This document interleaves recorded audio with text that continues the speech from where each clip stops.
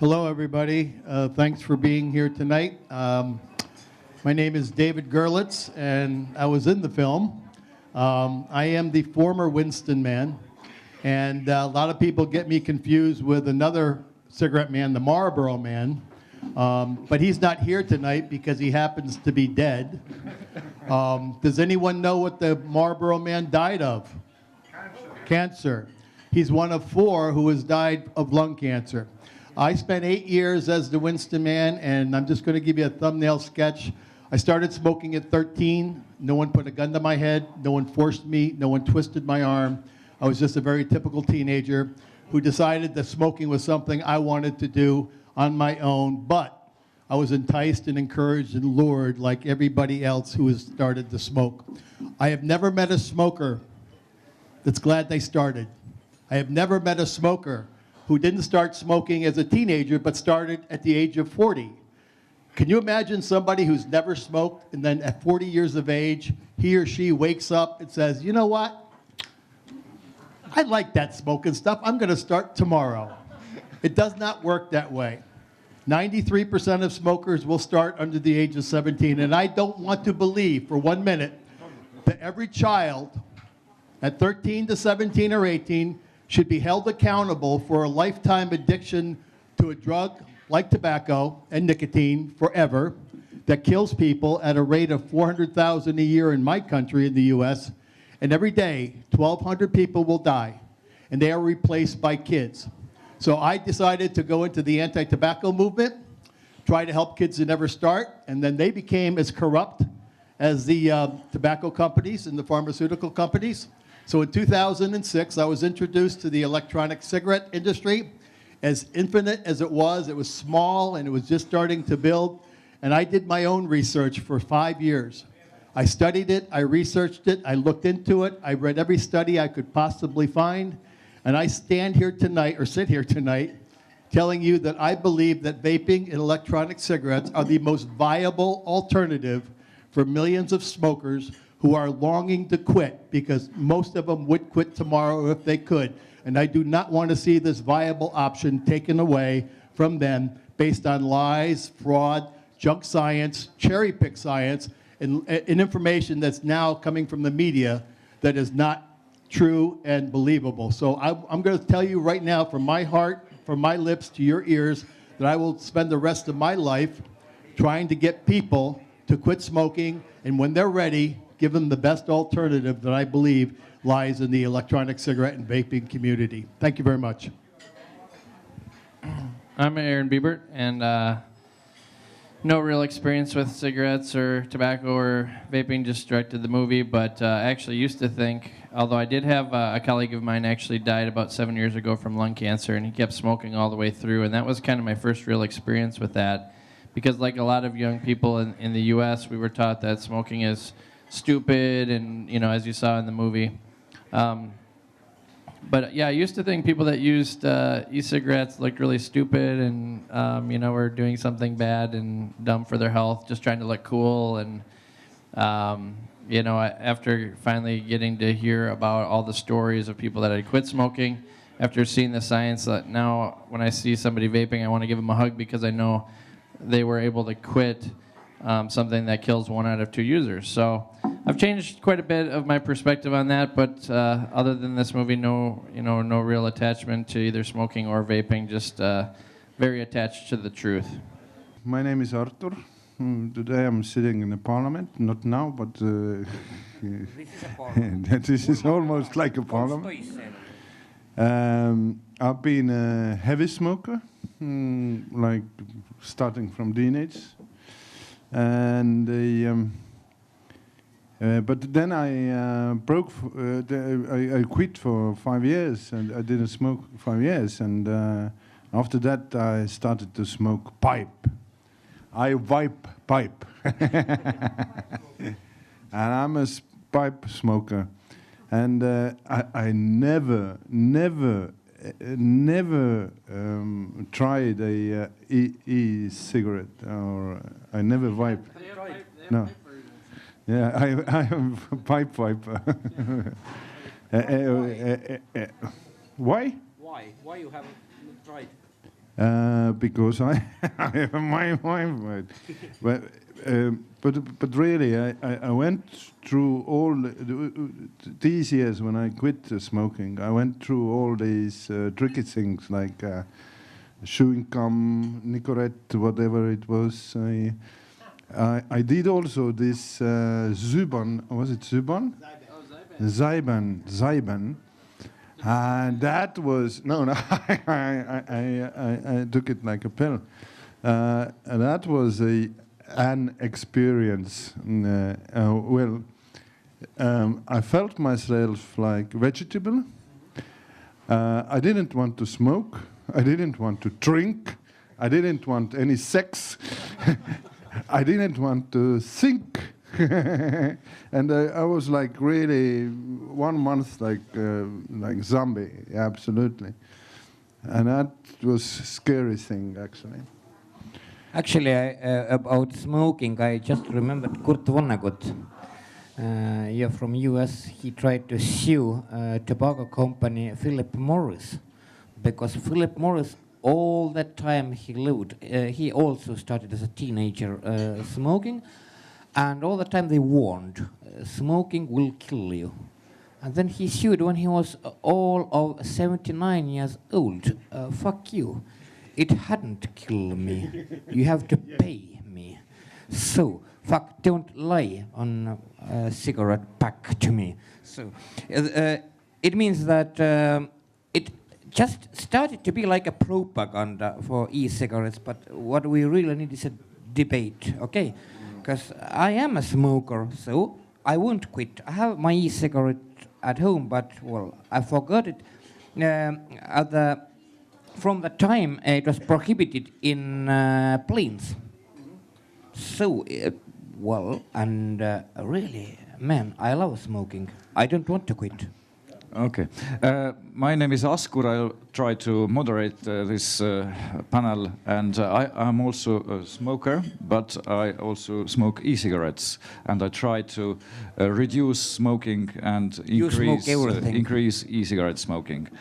So, wish me luck.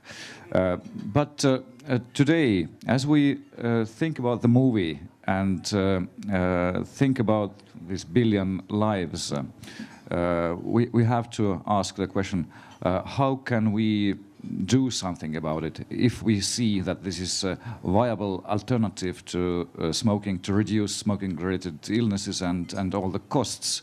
And we also see from the movie that actually governments are profiting from tobacco industry.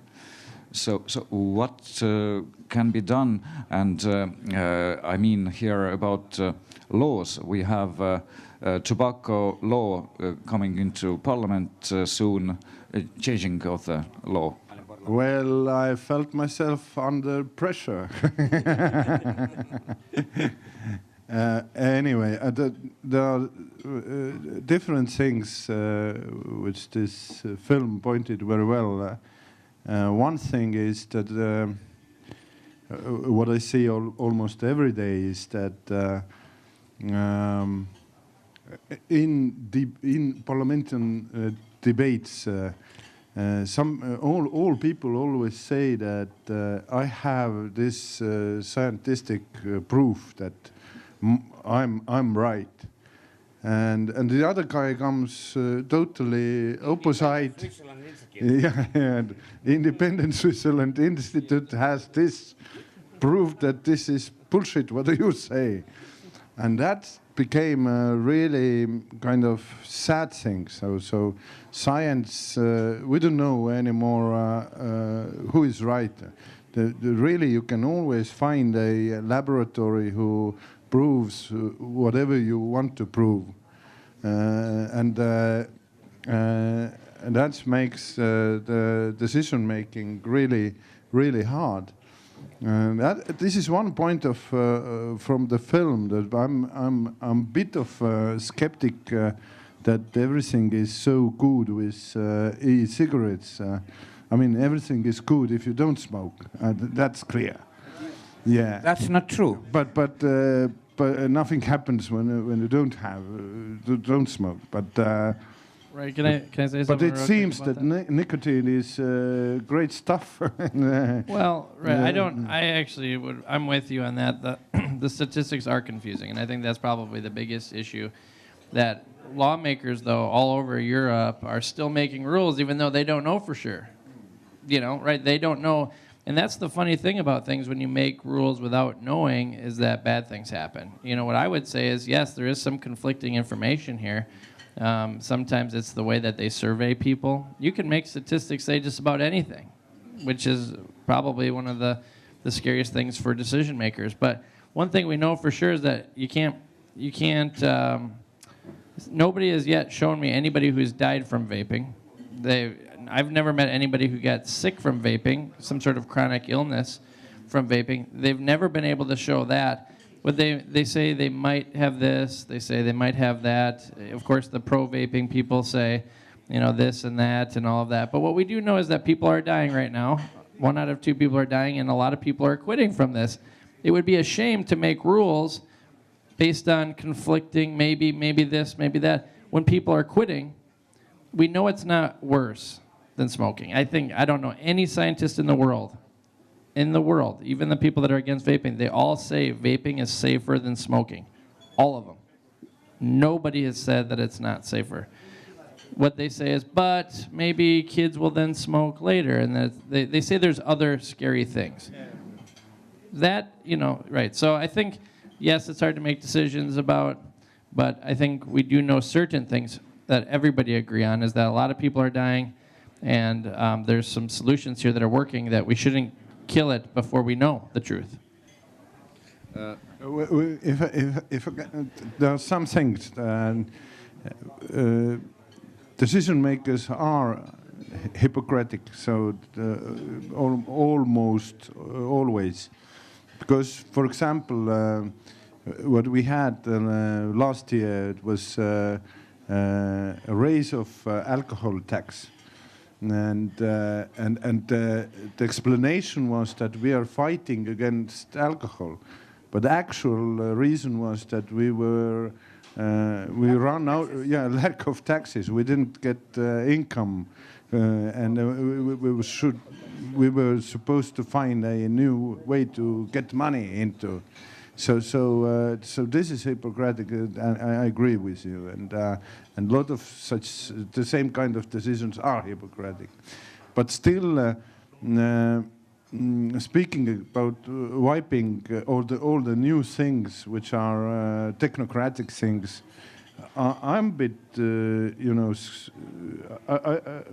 scared of, if you're becoming a fan of new things, knowing maybe you don't have enough long experience. Like cigarette have a 100-year experience. Wiping has a very short experience. Yeah, but probably what you say is totally correct, that nothing happens with you, and maybe it is so, or just a little things happens, but still, yeah. I think we should look e-cigarettes more like harm reduction tools, like car seat belts, condoms. They prevent bad things happening, but they are not making the act safe. So if you're driving with a car and you have seat belt on and you have accident, you still can die. E-cigarette is same thing. It's harm reduction to keep away harm that we know. We know that cigarettes are very, very harmful. And the Royal College of Physicians, I looked at the study. This is actually not a study; it's a research, not a research study. Okay, one of them. But they had 400 different sources. They compared different studies, and they made report and said that it's at least 95% safer. So if I'm smoking, I'm probably dying 60 years old. If I'm vaping, I'm dying around 400, 500 years old. Really, I don't care. We have here actually surveys and studies made. For example, Eurobarometer study which has shown that e-cigarettes are not a gateway to smoking. It is complete lie. It is not a gateway. Just one moment, shown I'm that. passing away the microphone, but still, as I worked as a volunteer in Red Cross once about 20 years ago, well, who the fuck are we who to clues? Smoking is up to people. E-cigarettes up to people. If I harm myself. I won't harm you. I won't force you to smoke, or I don't know. What the fuck? And I really can't stand, I think the very bad explanation of so-called evolution of the world. It means nanny world or visiting nurses world. Fuck you. Absolutely. Fuck Well, thank you. I just wanted to say a couple things because I think what we're missing here is that science is science. For every scientist, there is an equal and opposite scientist depending upon where the funds are coming from. I agree with you 100%. The other thing that we have to realize is that we were born with intent, and we were also born with common sense. And if you look at the science and weigh it out all by yourself, you can make a decision. When I hear someone say, we don't know the long-term effects of vaping, but we do know for 100 years the long-term effects of smoking, but yet we still allow smoking. We still have 15 to 20% of high school kids smoking or using tobacco, whether it's 12% or 18. But you know what? Kids are kids. And right now, I'm saying to you that the science that I've known, I've read myself. I also work for the tobacco companies, and I know their lies. I've worked for the anti-tobacco people. I know their lies. I've been involved with the pharmaceutical companies. I know their lies. When I sit there and I watch a movie like I did tonight with doctors like Dr. DeLeon Human and Dr. Farcelonis and also the Royal College of Physicians, which is not a slouch outfit, you have to put some merit into what they're saying and then use some common sense based on the logic and the gifts that you were given to go between what's believable, what's not believable. I know that when my brother died of cancer, it was my wake-up call to make a decision. Whether I wanted to smoke for the rest of my life, that's my decision, and I agree with you 100%. In my country, though, we don't have socialized medicine. In my country, if you get lung cancer or heart disease or emphysema, you have to pay for it yourself, and then when you can't, you expect the government to pay for it.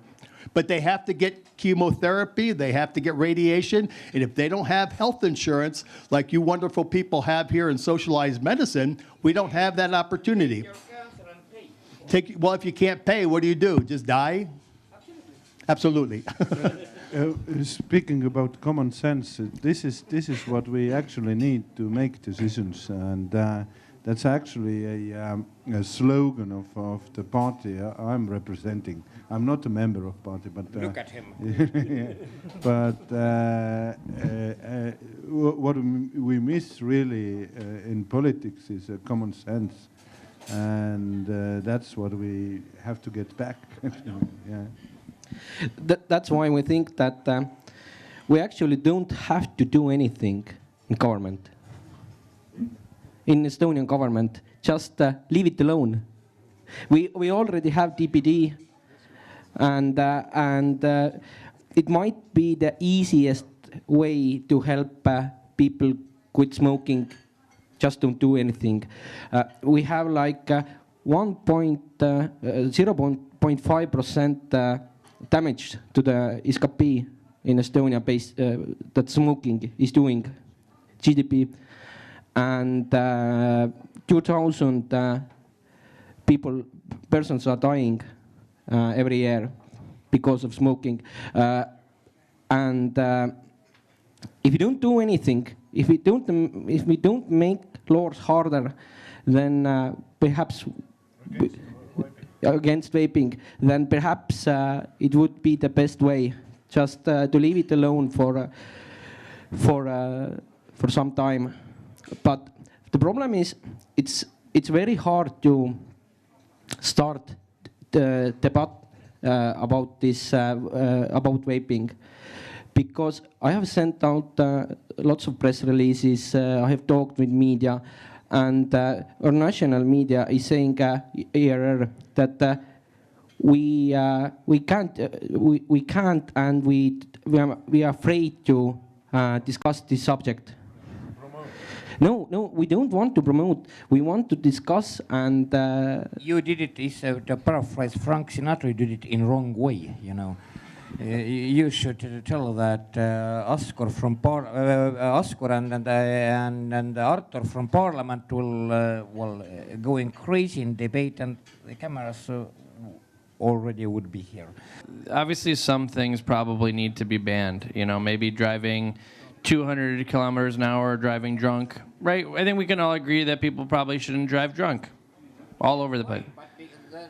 Well, no, but I agree with you. Don't worry. That's something that hurts other people. In this particular thing, we're talking about making rules based without really good evidence. You know, some people say this, some people say that. Nothing's really clear that this is a bad thing, yet it's being discussed that it should be restricted. You know, and I think that's ultimately where almost everybody in this room and most people, I think, around Estonia would say, hey, if we don't know, we shouldn't be hurting people. Because there's a chance that these rules coming out in Parliament will hurt people. But we don't know that they will help people because nobody's presented any real evidence of that. Well, right, right. You know, and I think that in this particular case, freedom ultimately might be the best thing for everybody. As far as I can see, then we actually agree that people should be allowed to make their own mistakes, including if e-cigarette is a mistake, then people should be allowed to make that mistake. But as common sense says to us, it's probably not a mistake compared to smoking, at least. Well, and a lot of science. I mean, like I said, 0 doctors would say, or 0 researchers in this topic would say that it's worse than cigarettes. Nobody's saying that. But I would like to make a question here. When I came here in this restaurant, I asked the staff if it's allowed to vape in here, and they say that it's banned. What do you think? Should it be allowed or not? I think it was told in a film that it's almost the same liquid what they put to the ventilation system in a hospital. So why shouldn't? I don't care. I think the place owner should have the power to decide, is it allowed or is it not allowed? And we should have some kind of signs that we know that this place allows vaping. Only one remark. If the restaurant owner says it's abandoned, it's abandoned. But should it be owners? But maybe at the corner is another restaurant where is it okay? So visit the other restaurant. I could just speak from personal experience. 2 years ago, I was diagnosed with COPD, chronic obstructive pulmonary disease, and emphysema. The doctors put me on Dulera, Symbicort, all the inhalers that you would need to clean out your lungs. When I'm around vapors, and I'm around them a lot, I am not aggravated. My lungs are not sore. I don't have a sore throat. I don't have asthma. So what Aaron was saying before, when propylene glycol is put through the ventilation systems of hospitals to sanitize the air, I have to personally say I'm not bothered. Do I walk into a smoke-filled room having COPD and emphysema and everybody's smoking in an area? Yes, my lungs are bothered and my throat burns and I get a headache. But that doesn't mean I shouldn't have the right to walk out or stay there. I'm just saying from personal experience, I have yet to find anything negative around being around people who vape myself.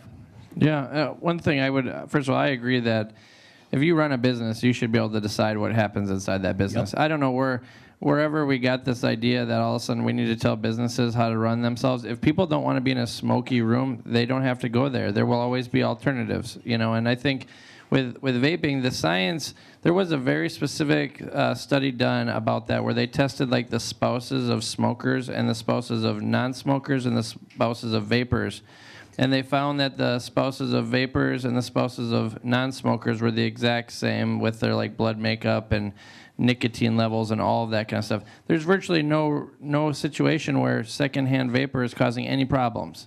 And that's the science. That's the science.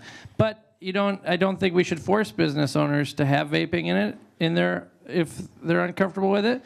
No vaping. That's their free will, I think. Absolutely, it's so easy. I think the thing should be much more easier. It means that vote with your feet.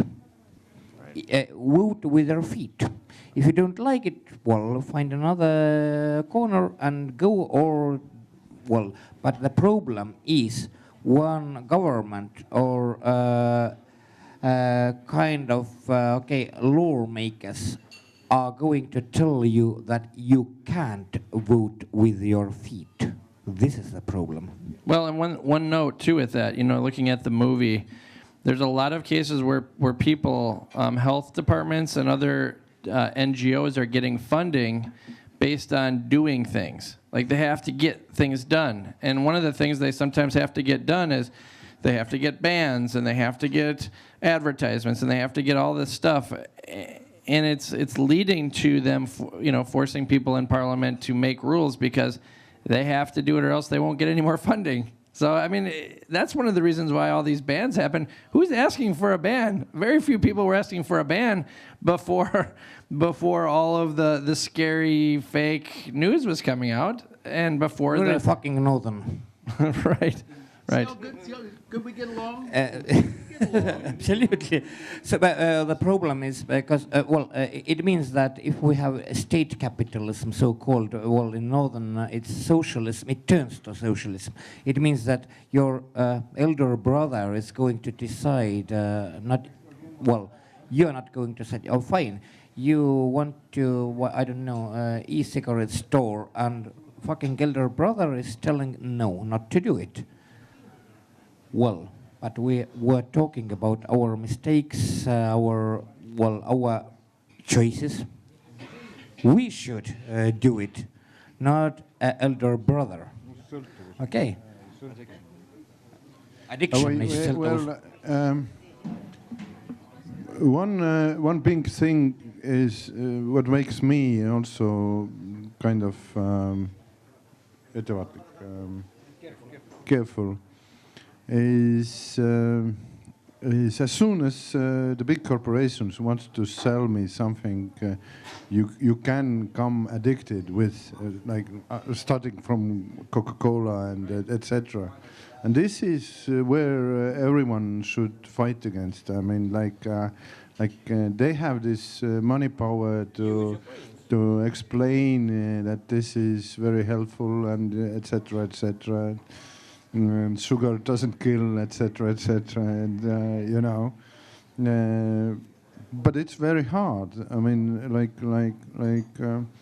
it amazes me how easily you can change people's mind, and how easily you can manipulate, and how easily you can make them addicted of something. And that's a big problem of our society. Well, I agree, and I think that's actually going to be the subject of our next movie, because you're absolutely correct. Some of the things that we're starting to find out now, that sugar and Coca-Cola and all this stuff is actually causing a lot of diabetes in the U.S. Half our children are fat. This never. I mean, their parents are idiots, though. They're feeding them terrible food. And ultimately, though, I would say, freedom and choice is very important, of course. But you can't make choices without information. You just can't. If you don't know. You must search information, not just buy every shit. Right. Okay. I mean, right, but that's ultimately where I think. In the brains. I agree, but sometimes the research isn't being done. I think that's where governments have. So then you will be a fat idiot. Good luck. Well, right. You shouldn't probably do. Well, I would agree. You shouldn't probably do something unless you know about it. But I think in some cases like this, governments can take a leadership role in requiring research to be done so that they can make decisions about things, not, relying on U.S. propaganda, for that. But I would say yes, like Coca-Cola, all that stuff. But freedom of choice has to come with information, and I think people need to own that. They need to be responsible for that. I think that's how we can ultimately make choices, is with more information. Right now, maybe there isn't enough, but we certainly shouldn't be banning it. That would be a terrible idea. Yes, as we are told, we don't have long-term effects research, but it's too early for that. But right, that is true. But we know for sure that it's less harmful than smoking. So why are governments stopping and banning for example, as in the movie we saw that there was $12,000 fine for e-cigarettes, vaping. Right. Yes? Well, yeah, in Hong Kong, I think, and Hong Kong and the other was another small country or a small city. A lot of that's coming from the World Health Organization, okay, which has 180 countries that have signed up for this framework convention on tobacco control, and they just met in India. I was there, and they banned all media from this meeting. Now, what kind of government meeting do you ban the media from? And they did that. That should be everyone's first warning. Like, why would we be banning the media if this is supposed to be all about truth and getting, helping people? It's total ridiculous. So, but that group, I found out, last year alone, $60 million from big pharmaceutical companies. $60 million? If that was tobacco companies, everyone would be freaking out right now. There would be pitchforks and axes, and they would be storming the government. But pharmaceutical companies make things that kill people and are addicted to them. All the opiates and all of this. Yeah. And obviously they make the things, they're totally at odds with science in this case. So you look at that, the funding. That's always the question. I was so proud of that first audience member who says, do you have funding? Like, are you making money from this product? That's the first question we should all be asking, is who's making money from this? It's a brilliant question. And, I sat in Estonian parliament before Artur for 4 years. One certain thing what I noticed there while working there in Foreign Affairs Commission, if people while working at the governmental side are kind of losing taxes, it means that they're warm places. They start to care about your health. Absolutely, they start to care about your health. To taxize. That was ironic. It was ironic. As I said, I have a 38-year history. Having been a smoker, having been a model and actor for a big tobacco company, one of the biggest, and then the anti-tobacco movement, I have nothing good to say about all three of them. Nothing.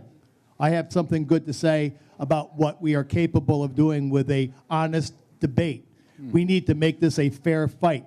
Aaron Biebert, a year and a half ago, before I met the man, thought vapors looked stupid.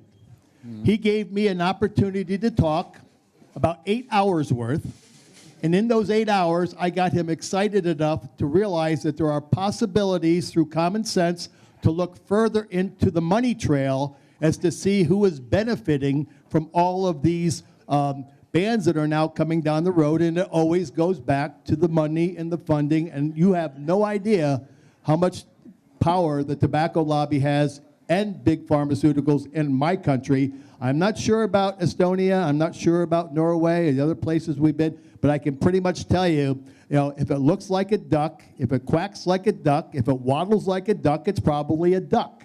And I know that this man here believes in what he believes based on his own common sense, his own research, his own ability to make choices. As that nice man said, we have a free will. He could have looked at me and said I was full of it and walked away and found somebody else to get him the information because he may be biased. He wasn't making a biased film. He wanted a true, honest-to-goodness film, which is why I sat in a movie, okay, with 5 professional experts in the science and the medical community, and I'm just a bimbo. But what I did have was a resource bit of information that would put all of this together, so it gave him this movie to have legs to get into the world, so we can get the people like you to where you at least consider the fact that we want to make this a fair fight. That's all. We're not looking to take over. A fair fight, an honest debate where you and I could sit there and other people might get a little snippet of information that'll help them go out and research it further, because nobody wants to be sheep anymore. I will not be a sheep, and I am above the opinions that other people have of me. And I have the ability to speak from 34 years of experience in an issue, and I am so proud to be able to be a part of this film that'll give other people the same opportunity to use common sense, logic, and practicalities. Thailand, India, these groups were just proposing to the WHO to ban it worldwide, actually. These are a lot of countries, like we said in the movie, actually have their own tobacco companies. So there's a lot in China, Hong Kong, all of that. I mean, Thailand, you know, you have to, I just want to make sure that was answered 100%, that they are banning it because there's a lot of money involved. There was no science when they banned it, and they just literally banned it, and they had no science to back that up. So anyway, sorry, if you want to continue. Pharmaceutical companies for tobacco and anti-tobacco companies or organizations, and you said that you know their lies. Can you perhaps give us a glimpse of those lies? Yeah, the tobacco companies told me that I was to go out there and entice and encourage and lure young people. I asked them why they didn't smoke. You heard it in the movies. They said, we don't smoke this stuff, we just sell it. We reserve that for the young, the poor, the black, and the stupid. They go before Congress, all 7 tobacco executives that look like a Seven Stooges movie, okay, not 3 Stooges, but 7 Stooges, and they all said that nicotine is not addictive. They said that they do not target kids. I have documents in my personal files that says from the marketing directors of RJ Reynolds says we must get 14 to 17-year-olds if we're going to make our industry viable. Those are just little snippets, and I have thousands more pieces of information that was given to me by an anchor person in New York City. His name was Peter Jennings. I don't know if you ever heard of Peter Jennings. He was an anchor person worldwide. He died of lung cancer. He gave me his files that he was starting to put together. That's just one. The pharmaceutical companies are just as guilty, and the anti-tobacco people that I was the golden boy for told me to make up whatever shit I wanted to make up because people in the media would listen to me more than they would listen to them. I said that when 400,000 Americans died every year, that number was cherry-picked. Nobody has that number because doctors were putting on death certificates, if you died of toenail fungus, they said it was caused by smoking. So we really don't know. We don't know, but they told me to make up numbers, go into the media, and make up these lies about how many teenagers are smoking. Say only 16% of teenagers smoke, when I know it was 25 to 30% back in the 80s and early 90s. So when I say that they're lying, I'm not saying they're just fibbing.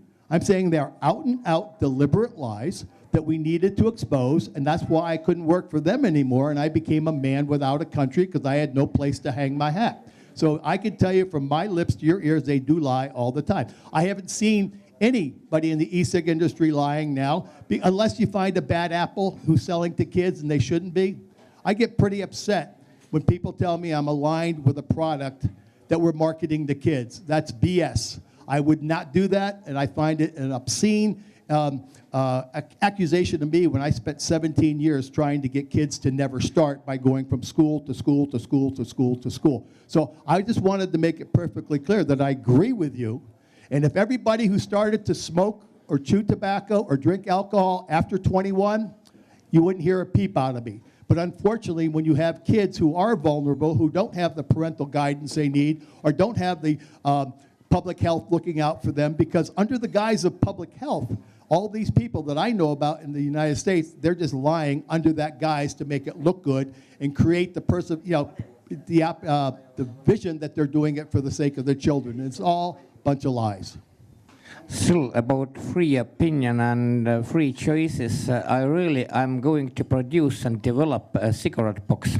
So as I'm a smoker, I take my cigarette pack and put it in the box where it's written, do something. It means smoke if you want, don't smoke if you don't want to smoke. Right. So easy it is. Mm-hmm.